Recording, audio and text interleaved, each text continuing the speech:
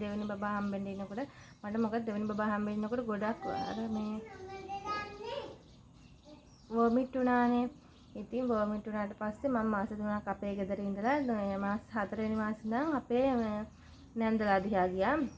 ඉතින් නැන්දිලා ගෙදර ඉන්න දඹුල්ලේ නැන්දිලා ගෙදර ඉන්නකොට මේ පළවෙනි ක්ලිනික් එක ගියාට පස්සේ ඒ ක්ලිනික් එකේ හිටපු ડોක්ටර් මේ අපේ බඩ ඔබලා බලලා කිව්වා බබා අහුවෙන්නේ නැහැ බබා නැති වෙලා වගේ කිව්වා. මේ මාස 7 අගිල ස්කෑන් කරලා ඔක්කොම කරලා ඉවරලා කිව්වට පස්සේ බබා නැති වෙලා වගේ අම්මා ඔයාගෙන් මේ ස්කෑන් එකක් කරලා බලා ගන්න මොකද බබා මේ අහුවෙන්නේ නැහැ කියලා කිව්වා. ඊට පස්සේ හොඳටම ටෙන්ෂන් අඬ මම පාර දිගේ ගිහලා කොමර එදා හවසම හස්බන්ඩ් කියලා channel එකක් දාගත්තා. channel එකක් දාගත්තා. ඊට පස්සේ දාගත්තට පස්සේ මේ ස්කෑන් කරලා බැලුවා. ඊට පස්සේ ડોක්ටර් බල්ලා කිව්වා මේ මොකද්ද කවුද අම්මා එහෙම කිව්වේ ඔයාගේ බබා හොඳට ඉන්නවනේ මෙහෙමයි ඔය ඉන්නේ හොඳට බබා කියලා මේ කීවා. ඊට පස්සේ අරලා ඉතින් මට එහෙන සැටිස් ඊට පස්සේ ඉතින් මං බබා හොඳට ඉන්නවනේ කියලා හිටියා. ඊට පස්සේ මං එහෙම කියලා ඒ ડોක්ටර් හම්බෙන්න ගියාට පස්සේ ડોක්ටර් ඊට පස්සේ හම්බෙන්න කියලා ආවා. ඊට පස්සේ ඇවිල්ලා මං ඊට පහුවදා මාසේ ක්ලිනික් එකට ගියා ගෙදර ගියා. ඊට පස්සේ ගෙදර ගියාට පස්සේ ගමේ ක්ලිනික් එකට ටික දවසක් ගිහිල්ලා ඉන්නකොට ඕම් මේ මාස 8ක් විතර ගිහිලා ආයි ගමේ ක්ලිනික් එකට ගියාට පස්සේ කිව්වා මෙහෙමයි අම්මා ඔයාගේ බබා උන් සති ගානට වඩා වැඩිලා මදි කියලා ඕම් මේ ගොඩක් විස්තර කිව්වා ස්කෑන් එකක් කරගන්න මේ බබා අහුවෙන්නෙම නැහැ සති ගානට වඩා කියලා. ඉතින් මම මාර විදියට බය වුණා මොකද බබා අහුවෙන්නේ නැහැ කිව්වම මොන කෙනෙක් බය හිටිතේ මම සති ගානට වඩා අඩු බබෙක් වුණා. ඊට පස්සේ ස්කෑන් එකක් කරන්න එදත් ගියා මම. ඊට පස්සේ ඒ ස්කෑන් කරලා බලලත් කිව්වා අපේ සංජීව් ඩුවලා ඩොක්ටර් මාර හොඳයි යාත් මම බබාල් දෙන්නටම මේ අල්ලපු VOG ඉතින් එයා හෙන හොඳයි.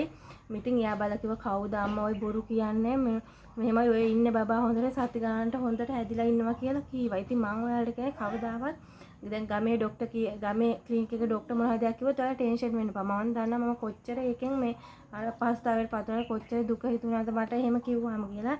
ඉතින් ඔයාලට කිව්වට විශ්වාස කරන්නේ මගේ පළවෙනි බබාගේ බර 2.800 ගාණක් තිබ්බේ. දෙවෙනි බබාගේ බර 3.100 ගාණක් තිබ්බේ. තරම් හොඳට බබා හිටියා. ඉතින් එයාලා කියන විදිහට මට හොඳ මේ බර අඩු බබෙක් හිටියා. මට මේ කිලෝ 1ක විතර බබෙක් හම්බෙන්න ඕනේ කියලා කිව්ව විදියට හිටියා නම් ඉතින් මගේ බබාල් දෙන හොඳට හිටියා. මම ඔයාලට කියන්නේ කිසිම වෙලාවක එයාලා කියන දේවල් වලට ටෙන්ෂන් වෙන්න එපා. බබා හැදිලා මදි කියලා මට කියලා මම පුදුම වේදනාවකින් හිටියේ. යාව හම්බෙනකම්ම මොකද මේ කොයි වගේ බබෙක් හම්බෙයිද අඩු බර බබෙක් හම්බෙයිද නෑ.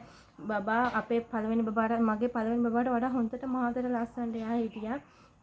මහතට බෝලවට ඉතින් හිටියා මගේ පළවෙනි බබාත් ලස්සනට හිටියා. ඒ වුණාට එයාගේ බර 200 ගානක් තිබ්බ මම අර කියන්නේ බාර අරයට එහෙම මොකුත් කිව්වේ නෑ. දැන් දෙවනියට හොඳ නෑ අහුවෙන්නේ නෑ කියකින් ඉඳලා එයාගේ බරත් පළවෙනියට වඩා හොඳට තමයි මේ තිබුණේ. ඉතින් ওই ක්ලිනික් වල ඉන්න ડોක්ටර්ලා ඔය අල්ලලා බලලා මේ කියන දේවල් ඔයාලා කියලා මොන හරි දෙයක් කිව්වොත් ඒවට ටෙන්ෂන් වෙන්න එපා. ඔයාලගේ VOG ડોක්ටර් මොන හරි දෙයක් කිව්වොත් ඒ දේ ගැන මේ හොයලා බලන්න. මොකද එයා කියන්නේ අපි ස්කෑන් කරලා බලන්නේ අර ડોක්ටර් බඩ අල්ලලා බලලා එහෙම කියනකොට අපිට හරියටම කියන්න බෑ. ඉතින් මේ ඒ ડોක්ටර් මේ කියන දේවල් මේ අර අපිට හිතන්න බෑ. ඉතින් අර VOG ડોක්ටර් කිව්වොත්ම දෙයක් ඔයාලා හිතන්න. මට ඒක තමයි මේ වෙලාවේ කියන්න ඕනේ. මට මතක් වුණා මේ ඔයාලා මේ ඔයාලට එහෙම දේවල් අත්දැකීම් තියෙනවද දන්නේ මට නම් ඒ අත්දැකීම දෙපාරක්ම වෙච්ච හින්දා දන්නවා. ඉතින් මට ඒක තමයි ඔයාලට කියන්න ඕන උනේ. ඉතින් මම අදින් වීඩියෝ එක එන් කරනවා. ඉතින් ඔයාලට මොන හරි දෙයක් මගෙන් අහන්න තියෙනවා නම් කමෙන්ට් එකක් දාන්න මේ යටින්ම මේ වීඩියෝ එකට යටින්ම මම ඔයාලට අහන ඕන ප්‍රශ්නට උත්තර දෙනවා.